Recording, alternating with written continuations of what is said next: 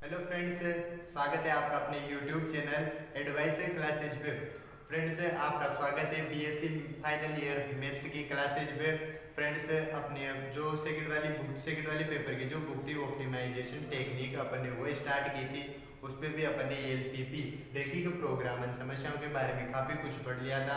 अपन ने जान लिया था कि आखिर अपन को कैसी कैसी असमिकाएं मिल सकती है, उन असमिकाओं को अपन कैसे कैसे खींच सकते हैं। वो जैसे अपन को किसी असमिका को खींचते हैं तो किसी भी समतल को कितने भागों में बांट देती है, 2 भागों में बांट देती है। और पॉइंटों को कितने भागों में बांट देती है, 3 पॉइंटों में बांट देती है, क्योंकि एक तो उस साइड में हो जाएगा। जैसे अपन ने कोई असमिका को खींचा किसी समतल में तो कुछ पॉइंट इधर मिल जाएंगे, कुछ इधर मिल जाएंगे, और इस रेखा में भी तो अपन को कुछ पॉइंट मिलेंगे।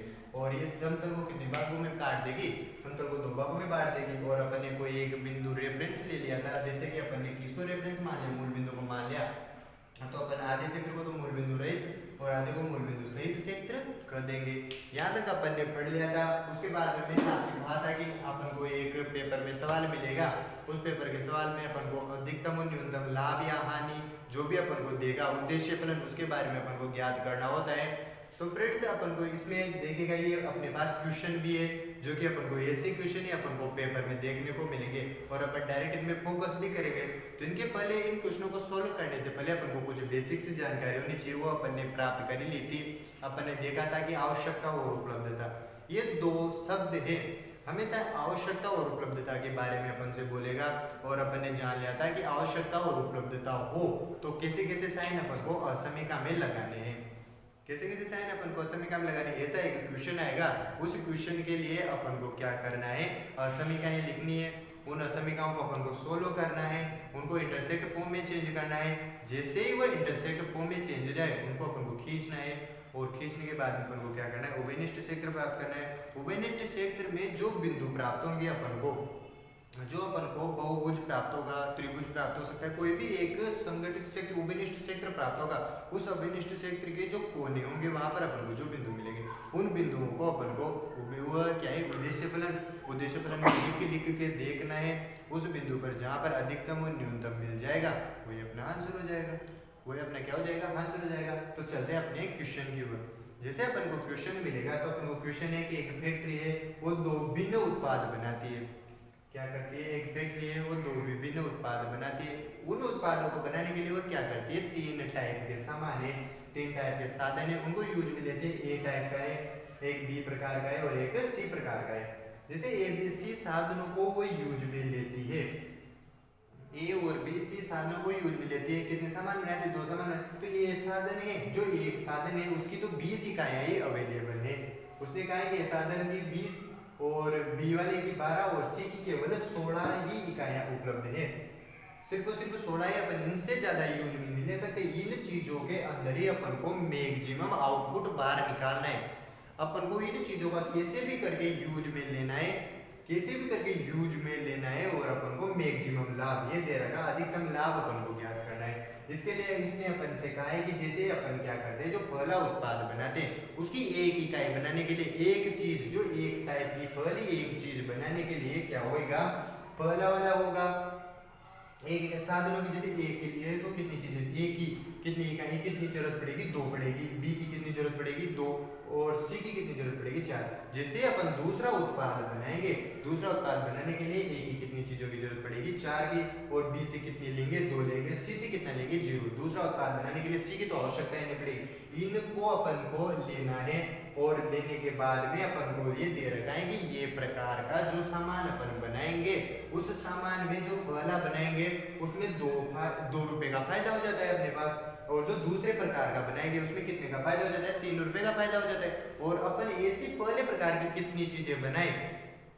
और बी प्रकार की भी कितनी चीजें बनाए कि अपन को मैक्सिमम फायदा भी मिल जाए, और अपने पास जो अवेलेबल रिसोर्सेज है, अवेलेबल साधन है, उनका अपन ज्यादा से ज्यादा यूज ले ले। यही ऑप्टिमाइजेशन टेक्निक है मेरे प्यारे फ्रेंड्स।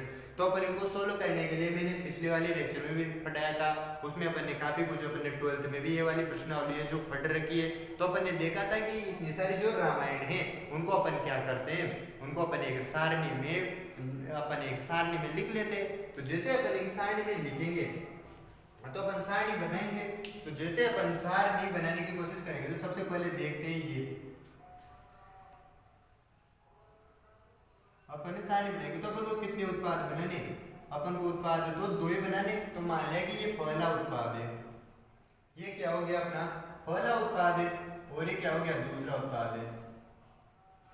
जैसे पहला उत्पाद है और बी उत्पाद है, और इसको बनाने के लिए अपन को किन किन साधनों की जरूरत है, एक तो ए प्रकार के साधन की जरूरत है, एक बी प्रकार के साधन की जरूरत है, एक सी प्रकार के साधन की जरूरत है।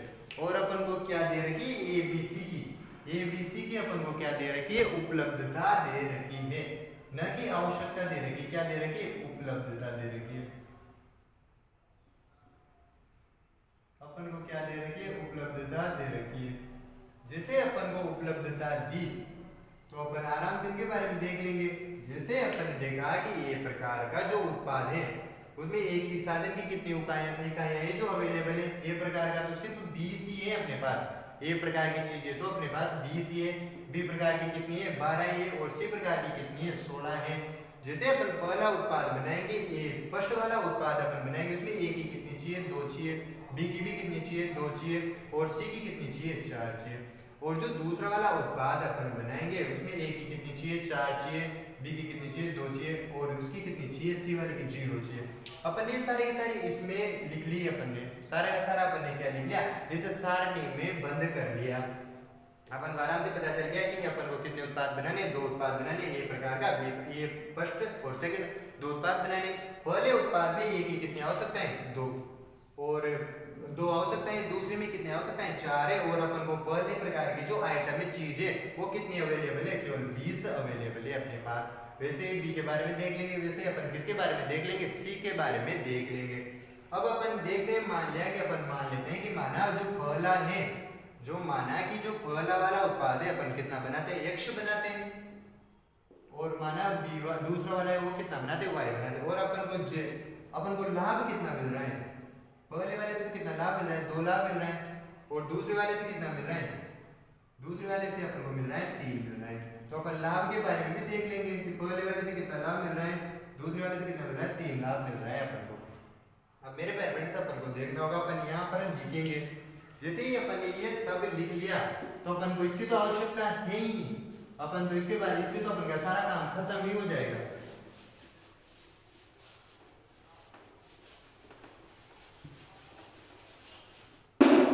जैसे अपना आवश्यकता सारा काम खत्म हो जाएगा, इससे तो अपनी जरूरत खत्म ही होगी। तो जैसे अपन लिखेंगे, इसको सोल्व करेंगे, जब लिखेंगे कि माना फर्स्ट टाइप का यक्ष और सेकंड टाइप का वाई उत्पाद, माना फर्स्ट टाइप का x और सेकंड टाइप का y उत्पाद बनाते हैं। जैसे अपन ये बनाए, अब इसके लिए अपन को क्या करना है, रेखीय प्रोग्रामिंग समझे असमीकाएं बनानी है अपन को। तो देखिएगा मेरे पेरेंट्स, यह है फर्स्ट टाइप का उत्पाद कितना बना रहे, x बना रहे। एक के लिए अपन को a की कितनी जरूरत है 2 की, 2 कितनी जरूरत है 2, तो x के लिए कितनी जरूरत पड़ जाएगी 2x की जरूरत पड़ जाएगी। y है, y में कितनी, एक के लिए कितनी जरूरत है 4, और y चीजें बना रहे अपन, कितने उत्पाद बना रहे सेकंड 4 बना रहे, तो कितनी जरूरत हो जाएगी 4y। और अपने पास तो अवेलेबल है, उपलब्धताएं 20 अवेलेबल है, 20 से ज्यादा तो अपन यूज में ले ही नहीं सकते, 20 से ज्यादा तो अपन ले नहीं सकते, या तो अपन 20 ले लेंगे या 20 से ज्यादा तो अपन ले नहीं सकते। अपन 20 से ज्यादा नहीं ले सकते, अपन को ये भी पता चल गया। उसके बाद में जो b है, अब उसके बाद में देखेंगे b, तो x कितनी चाहिए 2x हो जाएगी, यहाँ से कितनी हो जाएगी 2y हो जाएगी, और अपन मैक्सिमम कितने ले सकते हैं 12 ले सकते हैं। वैसे सी में अपन को पता चल जाएगा 4x + 0y कितना हो जाएगा 16। और अपन को पता है कि x और y उत्पाद ही कभी नेगेटिव नहीं हो सकते, हमेशा नेगेटिव रहेंगे, और नेगेटिव नहीं होंगे मतलब किससे बड़े होंगे 0 से बड़े होंगे। तो अपने पास जो असमीकाएं प्राप्त हुई वो तो ये प्राप्त होगी।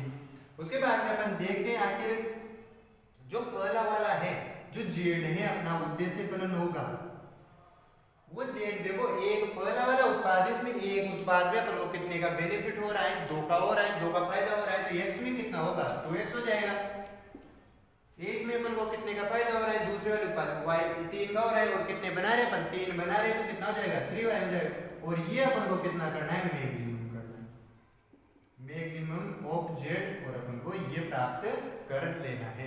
अपन अब क्या करेंगे, अपने पास असमीकरण तो आएगी, इन असमीकरणों को अपन खींचेंगे, उसके बाद में उभयनिष्ठ क्षेत्र प्राप्त करेंगे। उभयनिष्ठ क्षेत्र के कोनों पर अपन को जो बिंदु मिलेंगे उन बिंदुओं को अपन कहाँ रखेंगे, इस जगह पर रखेंगे। और इस जगह पर जिस जगह के लिए अपन को जिस जगह पर अपन को मैक्सिमम प्राप्त होएगा वहां पर अपन को x और y का मान मिल जाएगा। x का मान जितना प्राप्त होगा उतने तो अपन क्या बनाएंगे, उत्पाद फर्स्ट बना लेंगे, और y का मान जितना मिलेगा उतने अपन क्या बना लेंगे, अपन उत्पाद सेकंड बना लेंगे। तो अपन देखते हैं, अभी अपन देखते हैं कि इसको सोल्व करते हैं। तो अपन सोल्व करने के लिए अब सारणी से भी अपना काम खत्म हो गया।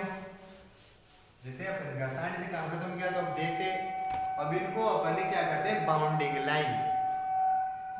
लाइन में चेंज कर लेते हैं, इनकी सीमांत रेखा में चेंज कर लेते हैं। तो जैसे अपनी पहली वाली जो समीकरण है 2x + 4y,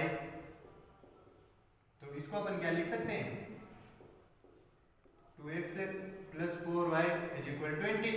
और इंटरसेक्ट फॉर्म में चेंज करने के लिए अपन क्या करेंगे, 20 का भाग दे देंगे।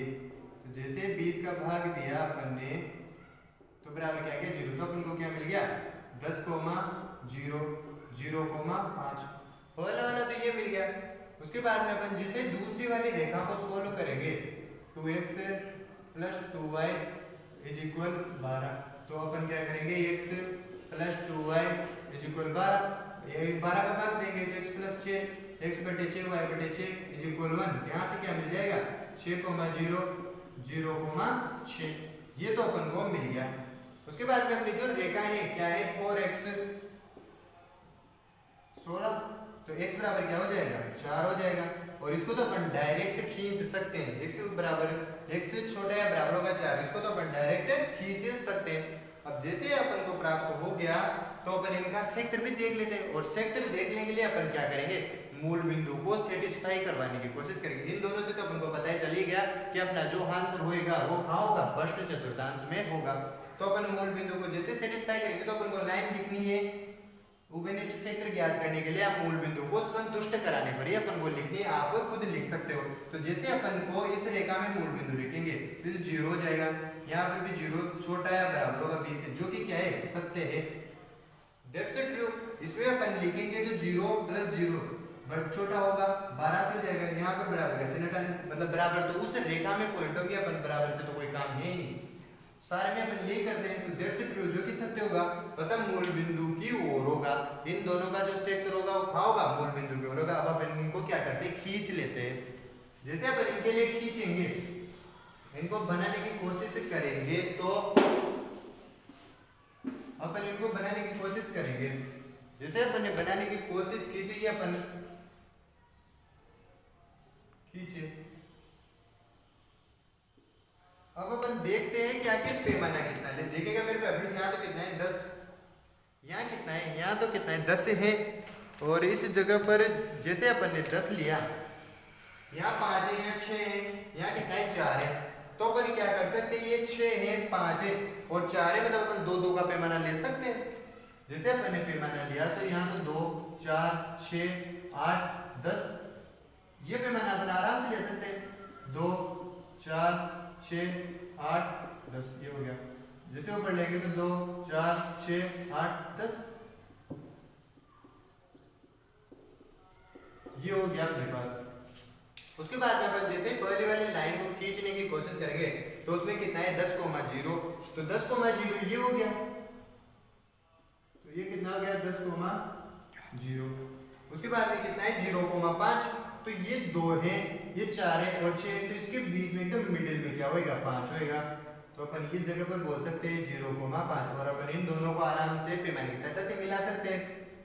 तो जैसे ही इसको अपन ने मिलाने की कोशिश की, ये मिल गया, और अपन ने देख भी लिया था ये रेखा कौन सी है, ये रेखा है अपनी ये वाली, किसको प्रदर्शित कर रही है 2x + 4y = 20, और इसका क्षेत्र कहाँ होगा, मूल बिंदु की ओर होगा, ये इधर होएगा इसका क्षेत्र, ये मूल बिंदु, ठीक है। उसके बाद में अपन दूसरी वाली रेखा को देखते हैं, यहाँ पर कितना है 6,0, तो इस जगह पर कितना हो जाएगा 6,0, इस जगह पर कितना हो जाएगा 0,6, और इन दोनों को अपन मिला देंगे। जैसे अपन ने मिलाया और अपन को पता भी है इनका क्षेत्र कहाँ होगा, इस साइड पे होएगा, तो ये इधर मिला दिया। और ये किस रेखा को प्रदर्शित कर रही है? ये रेखा को प्रदर्शित कर रही है 2x + 2y = 12।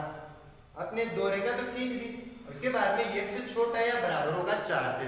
ऐसे रेखाएं अपन ने खींचने सीखी थी। x का मान क्या है? 4 है। तो इसके लिए अपन को कौन सी रेखा प्राप्त होगी? ये वाली प्राप्त होगी। अपन को कौन सी रेखा प्राप्त होगी?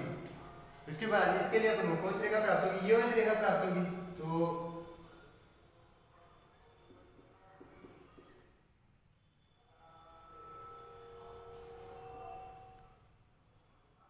ये वाली रेखा प्राप्त होगी। ये क्या है? x = 4।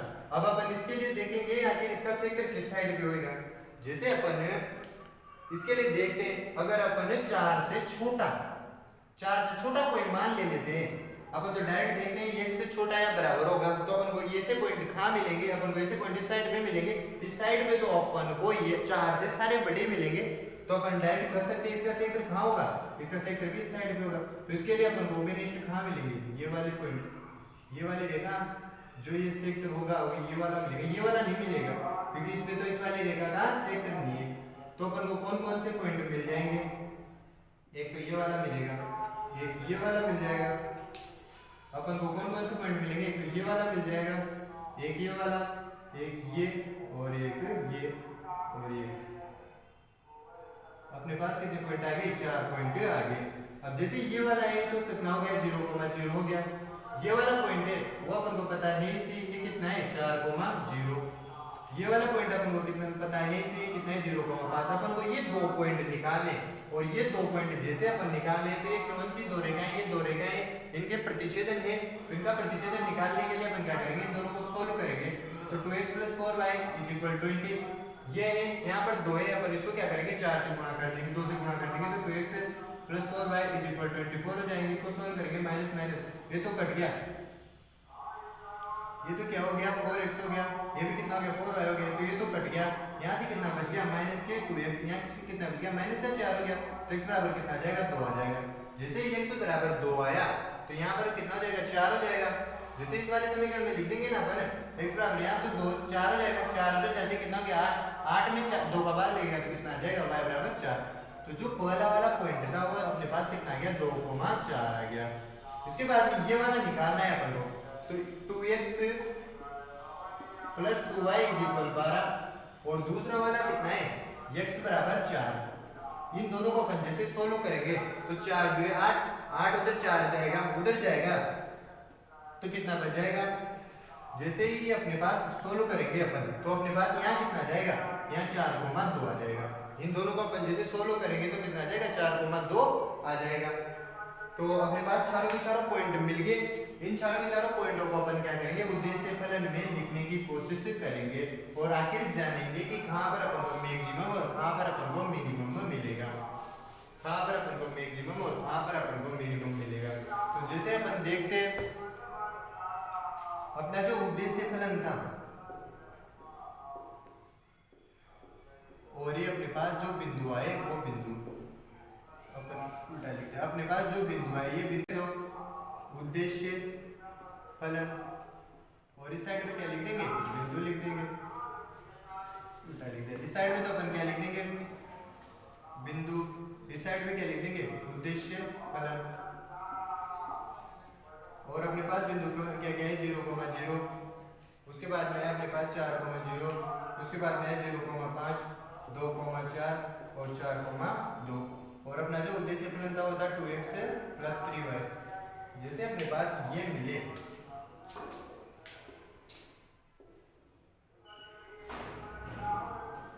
अपने पास ये वही मिल गए।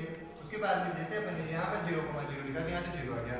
इससे तो अपने को कोई काम होता ही नहीं है मूल बिंदु से। तो उसके बाद में कितना आ गया? 8 आ गया। जैसे कैसे कितना आ जाएगा? 15 आ जाएगा। जैसे अपन यहाँ लिखेंगे तो यहाँ तो कितना आ जाएगा? 4 आ जाएगा। और यहाँ कितना हो जाएगा? 12। तो 12 4 कितने हो गए? 16 हो गए। और जैसे यहाँ पर अपन ने लिखा 8 और 6 कितने हो गए? 14। तो अपन को किस जगह पर मैक्सिमम मिला? इस जगह पर मिला। इस जगह पर अपन को क्या मिल गया? मैक्सिमम मिल गया। और अपन को ज्ञात में तो मैक्सिमम ही करना था। तो अपन सीधा सीधा सा कह सकते हैं कि अपन यदि दो इकाई अपन ने पहले उत्पाद की बनाए, दो तो अपन फर्स्ट टाइप का बना दे और 4 इकाई अगर अपन सेकंड टाइप का बना दे तो अपन को मैक्सिमम लाभ मिलेगा। ये तो अपन को प्राप्त हो ही गया, जैसे ये तो अपने के पास मिल ही गया। अब इसके बाद में अपन मेरे प्रेफरेंस अपन में देखना होगा, जैसे अपन पहले उत्पाद बनाते हैं तो ए की कितनी आवश्यकता पड़ती थी, अपन को 2 आवश्यकता पड़ती थी, और जो बी में अपन को कितनी आवश्यकता पड़ती थी, 4 आवश्यकता पड़ती थी बी में। तो अपन जैसे मान लो पहला तो कितना उत्पाद बना रहे, 2 बना रहे, तो ए की कितनी आवश्यकता पड़ेगी 4, और बी की कितनी आवश्यकता पड़ेगी 16। तो टोटल अपन को ए की कितनी आवश्यकता पड़ रही है 20। और क्वेश्चन में भी अपन को कितना दिया था, क्वेश्चन में भी अपन को कितना दिया था बी, अपन को क्वेश्चन में भी कितना दिया था 20 ही दिया था। तो मेरे फ्रेंड्स अपन ने ये से करके मैक्सिमम और मिनिमम वाले सवालों को आराम से कर सकते हैं, और ये ऑप्टिमाइजेशन टेक्निक है जिसको अपन आराम से बिजनेस में भी लगा सकते हैं और कैसे भी करके मैक्सिमम आउटपुट को बाहर निकाल सकते हैं। तो फ्रेंड्स आप इस वीडियो को ज़्यादा से ज़्यादा लाइक कीजिएगा, शेयर कीजिएगा, चैनल को सब्सक्राइब किए बिना तो आपको जाना ही नहीं है। हो सकता है वीडियो आपके लिए हेल्पफुल नहीं हो, लेकिन आप फिर भी शेयर कर सकते हो, किसी न किसी के लिए तो जरूर हेल्पफुल होगा इससे, अगर एक बच्चे के लिए भी बेनिफिशियल है तो आप जानते हो किसी का भला हो जाएगा। तो मिलते हैं अपने अगले वीडियो पर, तब तक के लिए बाय बाय, टेक केयर।